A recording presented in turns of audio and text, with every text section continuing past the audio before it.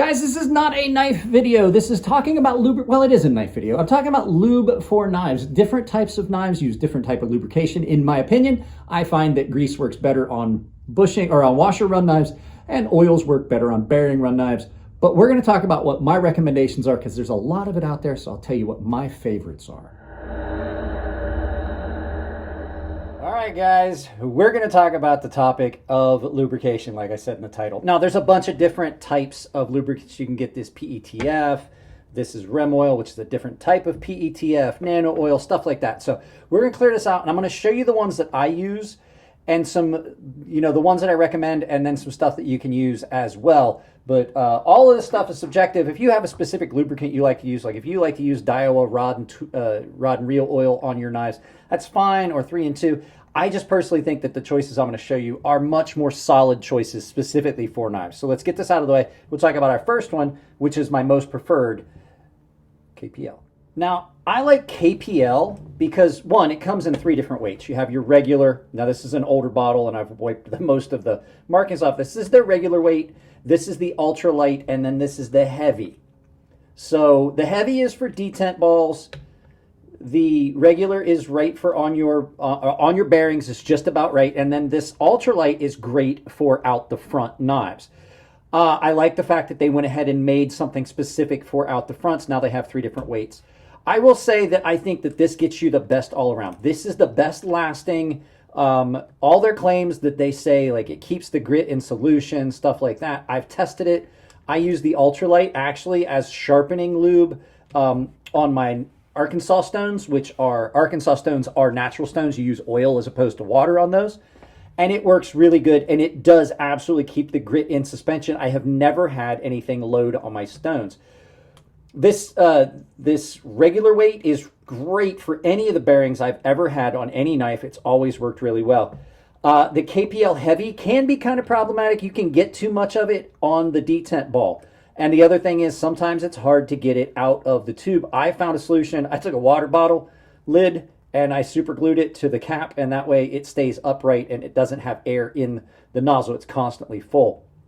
So with these 3 different lubricants, you can lubricate any of your other knives. Like any of your knives out there, you can use it to lubricate pretty much any knife you've got, especially now that they've added the ultra lightweight, which works really good for OTF. So there you go. That's the first one, which is KPL. The next one is Nano oil, which would be my second choice. Like if I didn't have the option of using KPL, I would absolutely use Nano oil.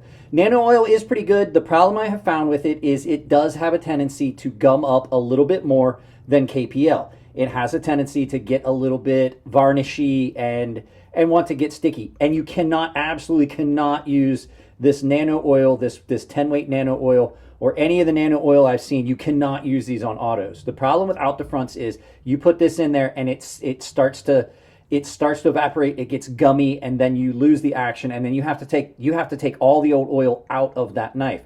Nano oil is really good for firearms. I will say that this did not come out of my knife case.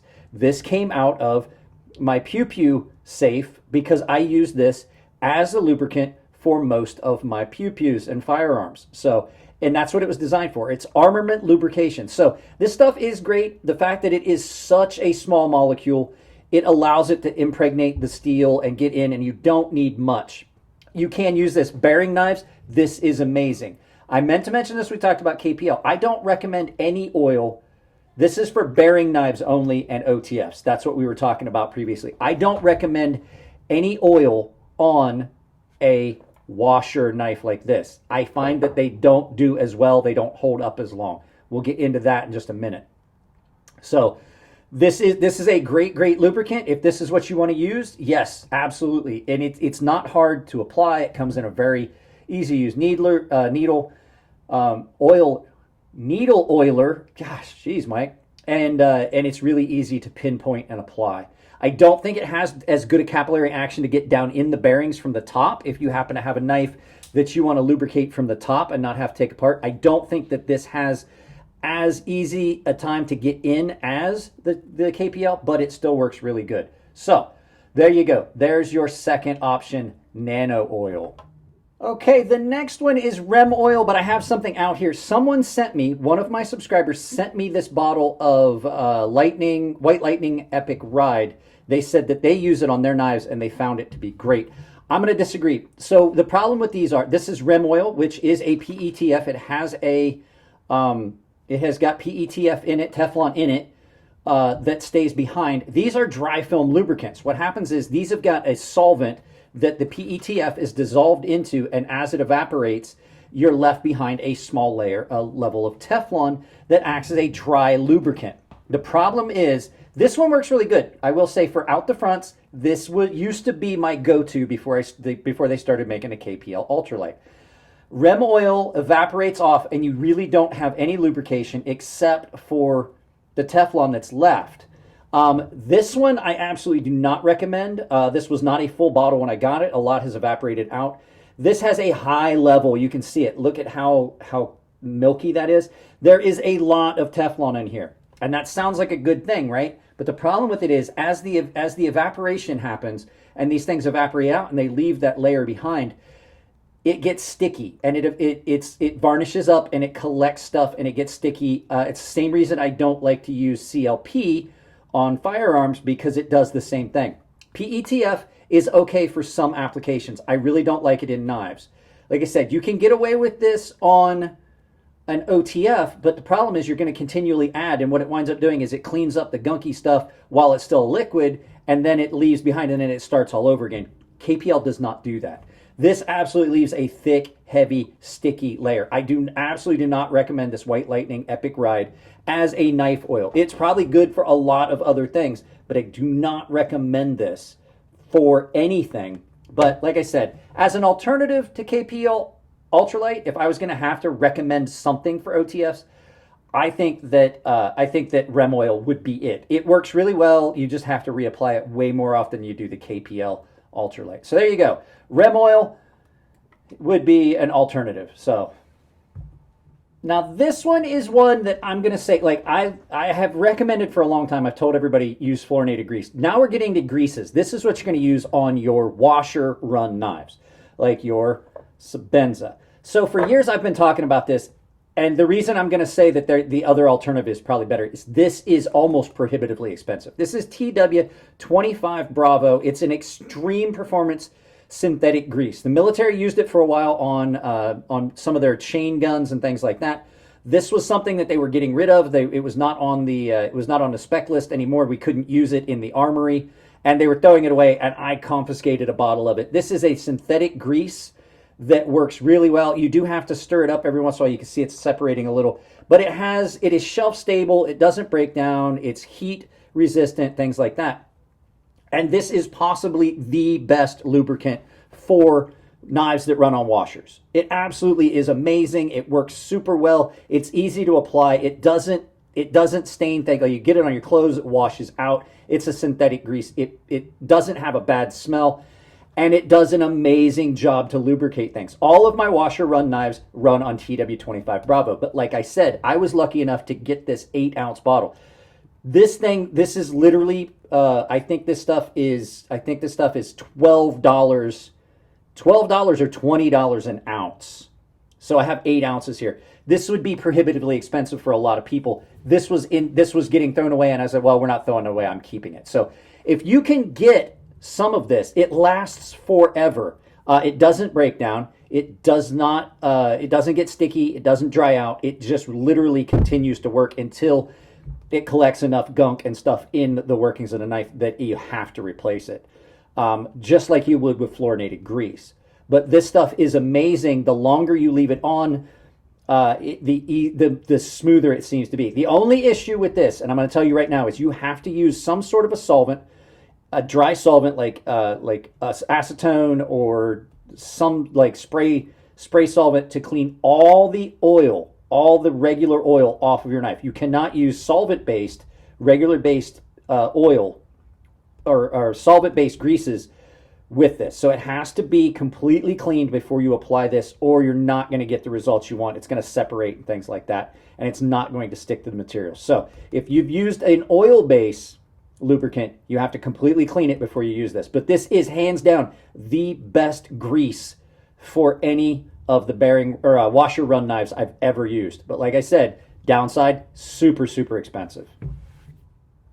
Which leads us to the one you've seen me use in videos for the Chris Reeves knives, is fluorinated grease. Now, I'm going to tell you right now, fluorinated grease and the TW25 Bravo are the best things to use on any knife that runs on washers. It's going to give you the longest lasting lubrication, the smoothest running lubrication for that larger surface on surface. Oils just don't quite get it.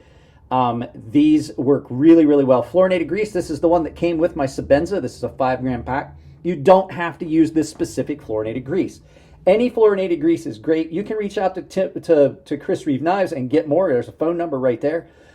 But fluorinated grease and that TW25 Bravo we just talked about are your options. I don't recommend oil. This stuff works great, but just like the TW25 Bravo, it has a tendency to separate. So when you first get it, I store mine like this in a container. So I have like a little caddy for all my lubricant stuff. This sits so that it's tipped down. And then all you have to do is when you first get ready to do it, you just shake it up a little bit, mix it around inside the container, shake it up, and make sure that you've got all that stuff reconstituted, if you would, and then you just apply it a little bit. It does not take a lot of this grease.